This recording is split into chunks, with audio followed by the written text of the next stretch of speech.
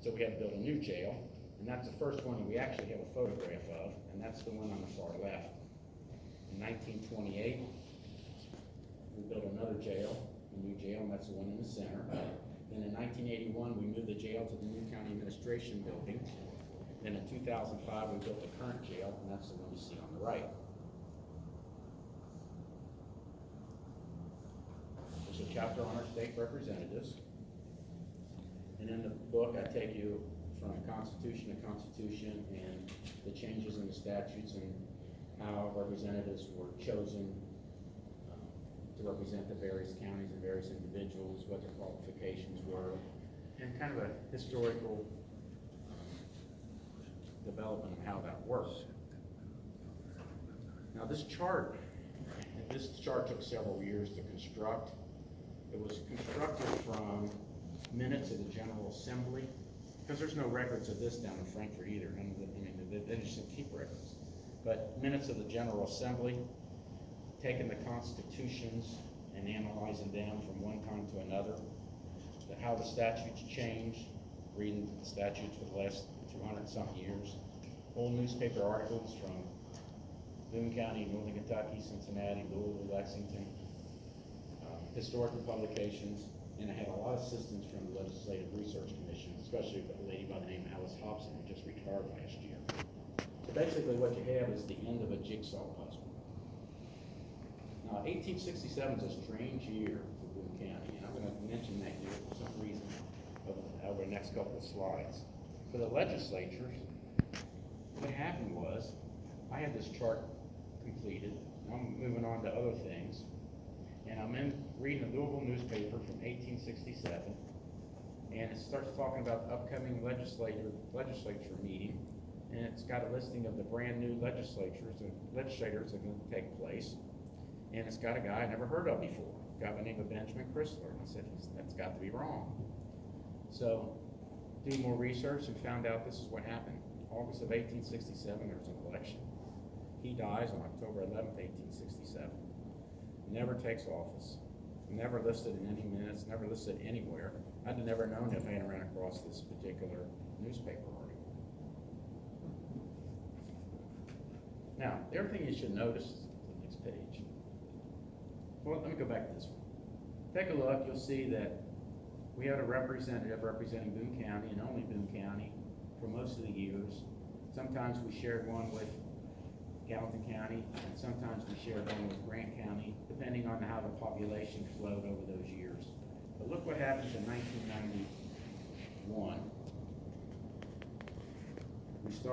Seems like every time the legislature meets, they start fooling around with the makeup of Boone County and how they represent us, how we're represented. So now we've got 5 representatives that have parts of Boone County. One of the representatives has a little tiny part of Boone County, a part of Kenton County, a part of Scott County, and all of Grant County. Then you got some parts of Boone, parts of King, parts of Kenton, parts of Boone, parts of Kenton. I mean, it's just all over the place. So when we hear about gerrymandering across the nation, we got it right here in Boone County.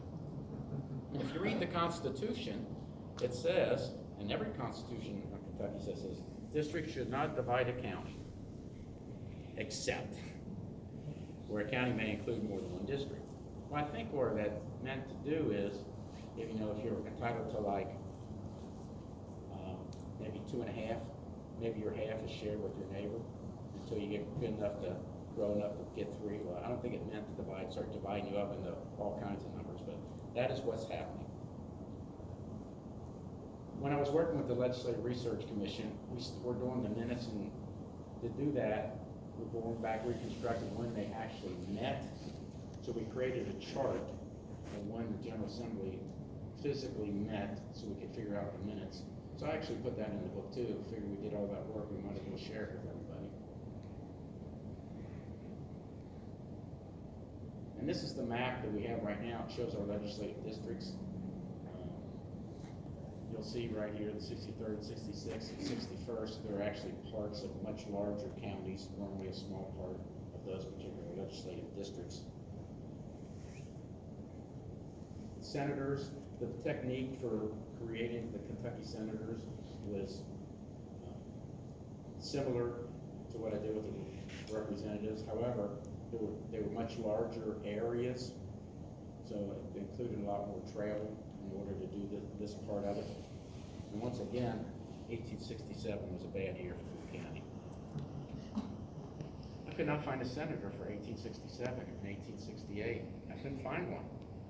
And no matter where I looked, it didn't show up in the minutes, didn't show up in any publication. And I'm trying to think where I found this. It was an article in some small newspaper somewhere. But basically what happened was this. Legislature meets, redistricts everybody. Takes Boone County, Gallatin County, and Nunn County, and put them in the new 23rd Senate District. But what they forgot to do is say when the elections were going to start. So, I mean, they have a district with no start date. So they end up adjourning. We have no senator, we have no election. They got to wait 2 years till the next legislature before they can put an election date in it so we can have a Senate. So those 3 counties had no senators for 2 years.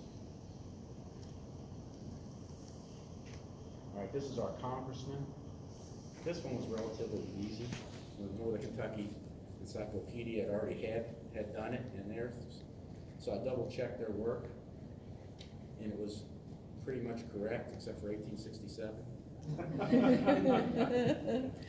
What happened in 1867 was this. You can't make this stuff up. Green Smith was our congressman. So Andrew Johnson was the president right after the Civil War. He appoints Green Smith as the governor of the Montana Territory. And so he moves off, resigns his seat, and they have a special election. And a guy by the name of Andrew Ward was elected, and he fulfilled the term. So he only served for a very, very short period of time, but he was a congressman. He was in Congress. So 1867 got us again. Right.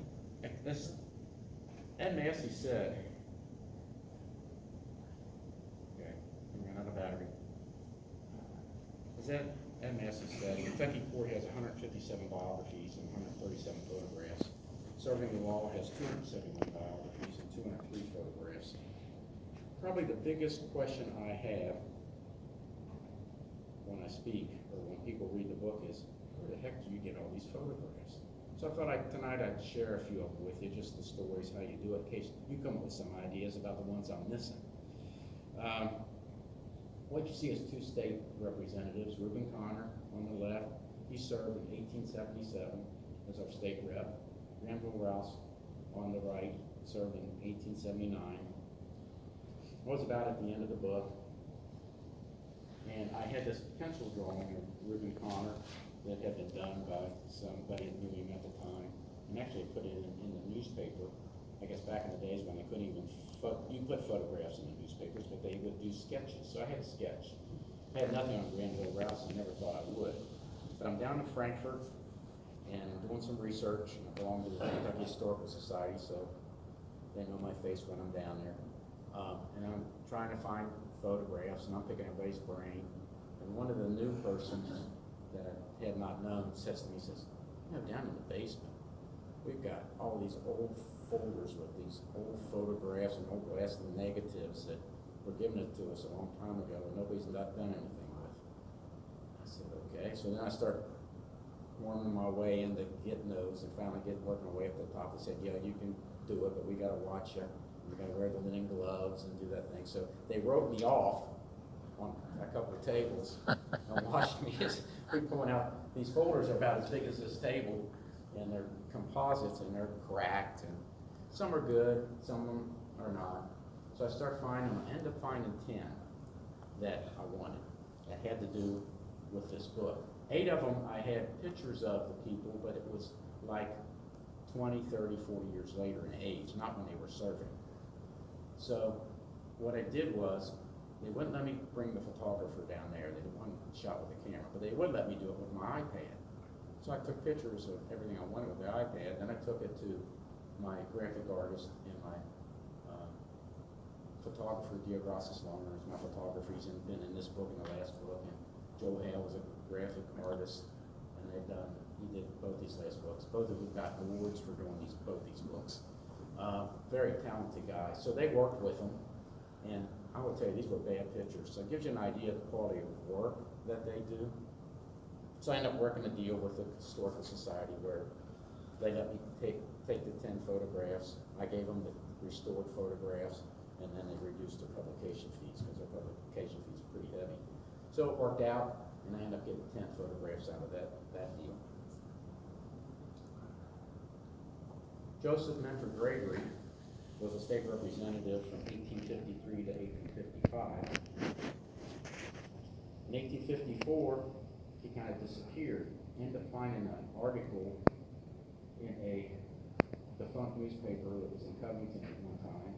It just had a blurb about Joseph Gregory, our current state representative, who's a rising star in the legal profession and just got his law license, is moving to Memphis, Tennessee.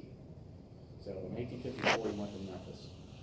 I've done research in Memphis before, and actually have somebody in Memphis that I've traded work with. I've done genealogy work for him up here. He's done it for me up down there, and he actually, in Kentucky Corey, really helped me out, or one of the people a lot.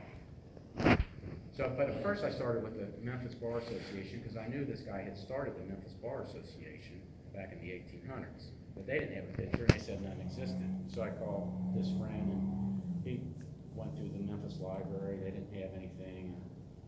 He says, you know, I'll just keep looking, I'll let you know.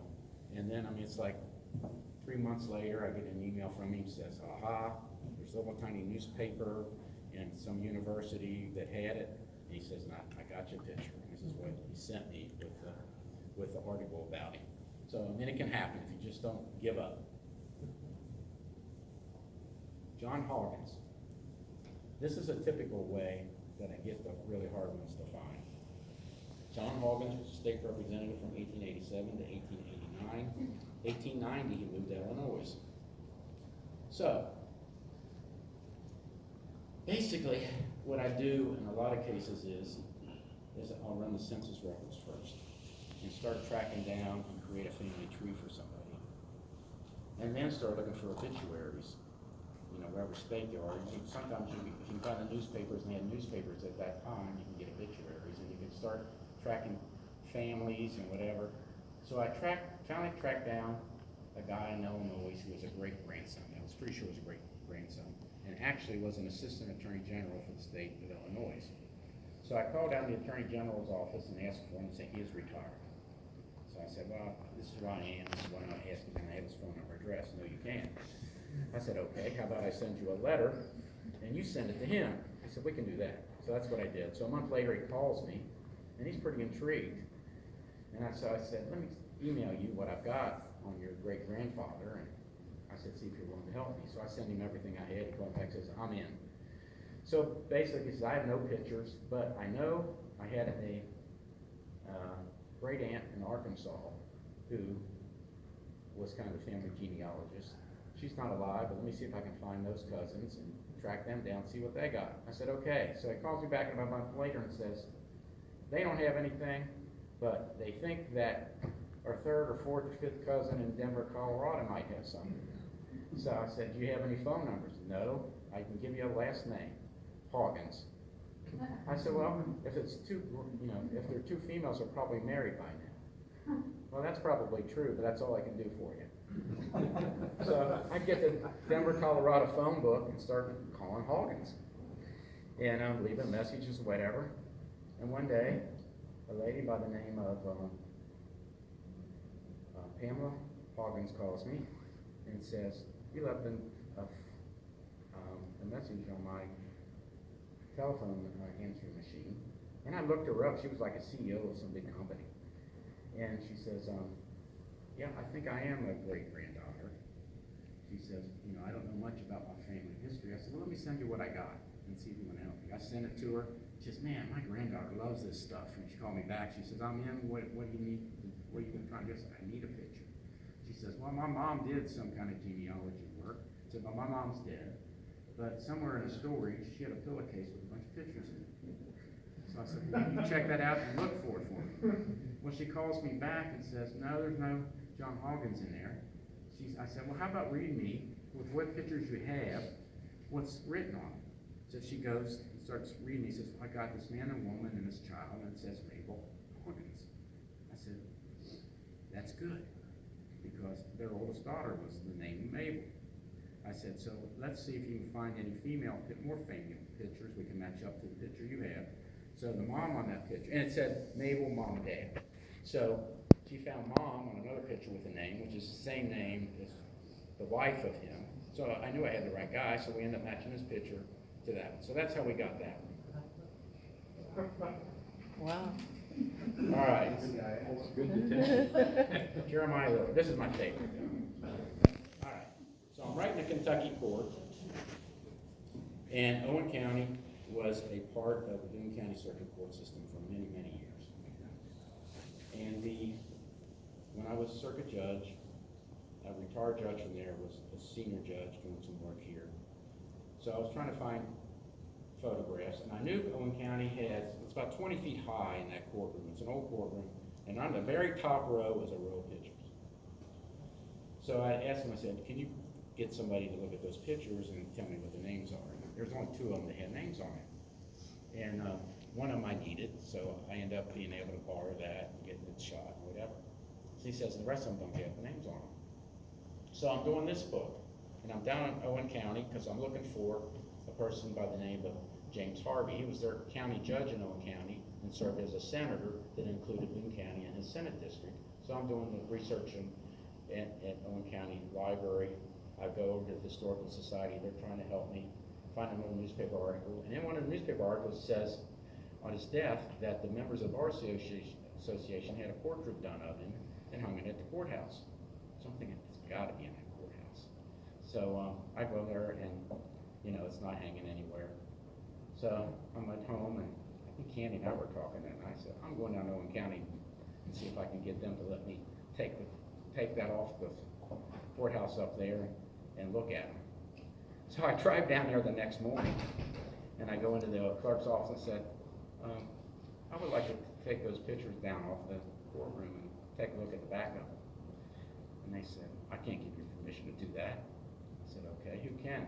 Well, I guess the county judge can do it, the judge executive. So I go over to his office, and I said, Secretary, is the judge in? This is what I want to do. And she says, you can't do that. I said, well, I don't want the judge to tell me that. She says, okay, but he's in a meeting. I said, when's he going back? Oh, an hour, 2 hours. I said, okay, I'll wait. So I just waited in the office with him, and finally he comes back, and she goes in and talks to him for a while before I can talk to him. He comes out, and he knows I'm persistent. And so first thing I do is hand him my Kentucky court book. It says, here, I want you to have this. I said, it's all about Owen County. I said, it's got all kinds of good stuff here, some great pictures that I want you to have for your office. And he says, okay. And I said, so you want those pictures down? I said, yes. He says, well, I can't let you take them down. He says, but I guess I could do it. And I said, okay, I'm all right with that. So he gets this giant ladder, he climbs up, and he starts getting pictures down and bringing them down to me, and we turn them around, and I end up picking up 3 great pictures, and this is one of them. This is the Commonwealth attorney for Boone County from like the 1870s. I end up finding Judge Dorman, got his, who was our senator, and picked up another one that for this particular book. So I ended up picking up 3 that way. All right, this gives you some idea of what the composites look like of the state legislators.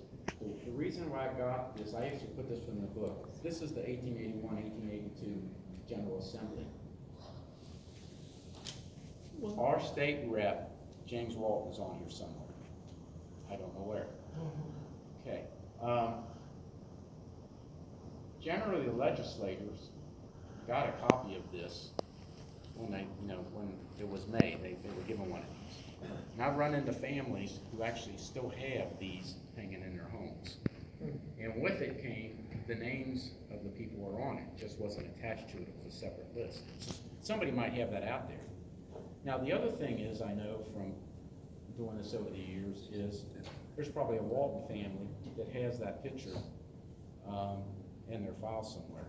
So if we can match, I get invited to people's houses to look at pictures, and I've literally walked into rooms half the size of this filled with card tables filled with pictures, and people ask me to look at them, see if I recognize them. I want to do it too, because in case I can use them. But so many people have pictures that have their names on them. But, you know, over the years, you know, I've created catalogs of pictures. Sometimes I can recognize somebody's picture, and we'll find James Walton someday because of this particular composite. All right, I think my 25 minutes is up. All right, I do have some books today for serving the law. I'm gonna sell them tonight for $20. That includes tax. I'm also gonna give you, if you buy tonight, a copy of Timekeeper. And I know some of you already have Timekeeper, but take it anyway and give it to somebody, especially somebody young. I think Timekeeper is a great motivator. My grandson's here tonight. He's read it, Timekeeper, many times. And he told me tonight he's read Kentucky Court 6 times, so that one surprised me. So, and somebody asked me if I buy Kentucky Court and the other, and Serving Law, will you give me 2 Timekeeper books? I said yes. So that applies to everybody. Answer any questions anybody has. Any questions? I got one question. Oh, go ahead. Lady first. Sorry, John. When the judge agreed to take down those photographs that were unmarked, who they were, and they put them back up, did they mark who they were for future reference? I hope that they did. They got my book to know who they are now. I'll tell you a good story about that. I had the pictures, so now I got to figure out what am I going to do? How am I going to get it done right away? So I called Gracias Lerner, who's my photographer. I said, "What are you doing?" He says, "I'm doing a magazine fashion shoot right now." I said, "If I brought 3 pictures up to you, you think you could take a break and shoot them for me?" He says, "Sure." So I get there, and they're right in the middle of it. So I end up watching about 2 hours of a magazine photo shoot of a fashion show. And it's kind of cool. It was neat. You know, it was embarrassing. And yes, John? My question is, how did you get started in doing the history that you're doing? What anything that spurred you on or interested you or pricked your interest? When I was in high school, part of your trigonometry class was they took you down to Middle Creek to see the Thomas Bain Robert Solar clock. And that really intrigued me. And then wrote some papers about it, and then I took an independent study class in college and used that for the independent study class, and spoke about it at historical places over the years, whether Cincinnati or here. And then, you know, really wasn't going to write books. And one of the things you're going to write books at some point in time in the future. And Mrs. Greiser, remember Dorothy Greiser? Yeah. A couple of years before her death, she says, invited me over to her home. She says, "How about you know more about Thomas Zane Roberts and more about the clock than anybody? How about you write the book, and I'll give you all the family stuff, and you can have as long as you want. Just write the book."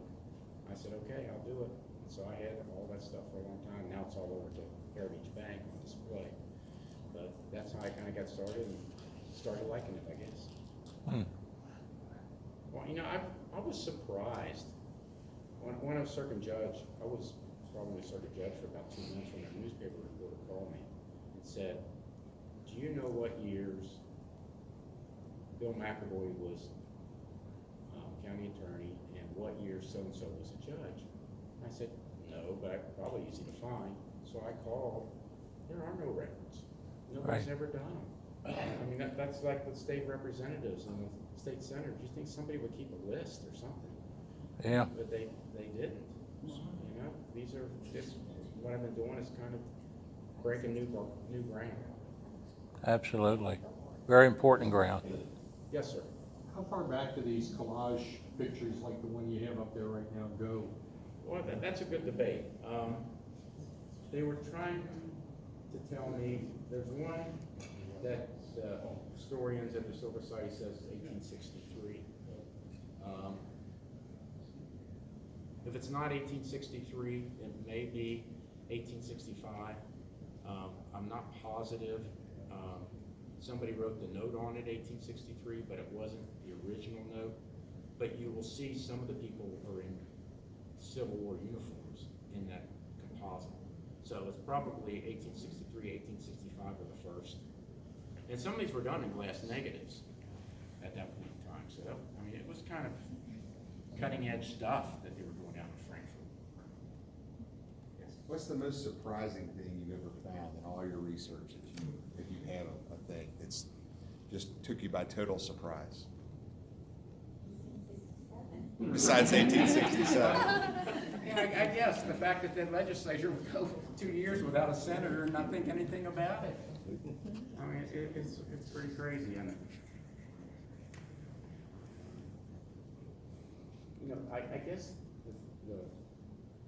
on this book, I end up doing, between the two books, the founders of our county were the 5 justices of peace and the first sheriff, the first jailer. I did all their biographies between the books except one. I'm doing the other one right now for the next book that I'm doing on Revolutionary War Soldiers in Boone County. And just amazing how people get here to Boone County. I'm being surprised, this new book I'm doing is really surprising me how they get from Virginia to Maryland. I mean, it's not like they first came to Boone County. That just didn't happen. I mean, if they were coming from Virginia, they were stopping in Lincoln County, living in Barron County, living in Wilford County. I mean, you know, they went through a lot of hardships before they ever got here to Boone County. It's amazing. Plus, I'm amazed how many, you know, when Boone County was formed in the 1790s, how many wolves and bears and what problems they had here in Boone County. I mean, there was a bounty on wolves for about the first 30 years of living in Boone County because they wanted to get rid of the wolves because they were such a problem. This particular book got done a lot quicker than a Kentucky court. A Kentucky court probably